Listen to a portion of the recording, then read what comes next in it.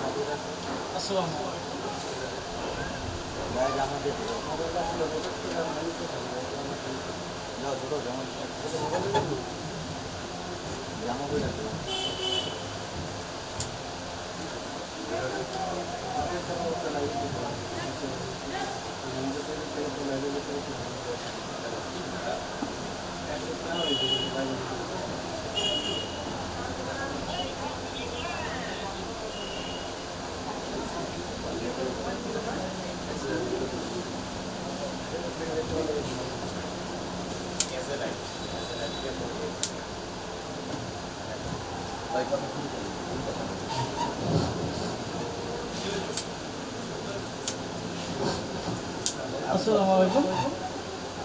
আজকের অনুষ্ঠানের সম্মানিত সভাপতি সাহেব, বিশেষ করে বিভিন্ন গণমাধ্যম কর্মী, মিডিয়া ভাই, সবার প্রতি আমি সালাম ও শুভেচ্ছা।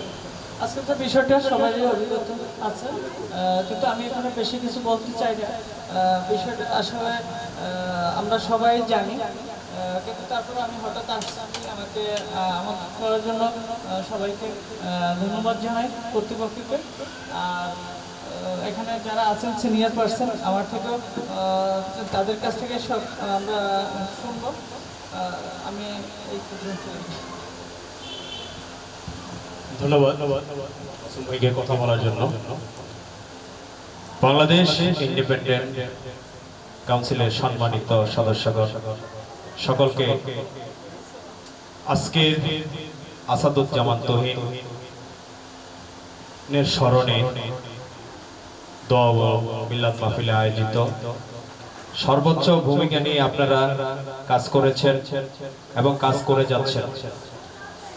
আমি আপনাদের প্রতি কৃতজ্ঞতা স্বীকার করছি। বাংলাদেশ ইন্ডিপেন্ডেন্ট যে সংগঠনটি তৈরি হয়েছে আপনাদের ভালোবাসার তরে।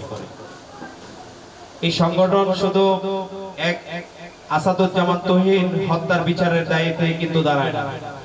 এই সংগঠন মফস্বল কর্তৃক সাংবাদিক এবং সারা বাংলাদেশে বিস্তারিত যে সাংবাদিকরা আছে, নির্যাতিত যারা, তাদের পক্ষে কথা বলার একটি সংগঠন। হাঁটিয়াটি পাপা করে সামনে এগিয়ে যাবে এবং আপনাদের সকলের ভালোবাসা নিয়ে এই সংগঠনটি এগিয়ে যাবে। আমাদের একটি কথা মাথায় রাখতে হবে, যে সাংবাদিক যেখানে যেভাবে নির্যাতিত হোক না কেন, সে আমাদের ভাই, আমাদের বোন। সাংবাদিক নির্যাতনের বিরুদ্ধে কঠিন থেকে কঠিনতম প্রতিবাদ জ্ঞাপন করবে ইন্ডিপেন্ডেন্ট কাউন্সিল।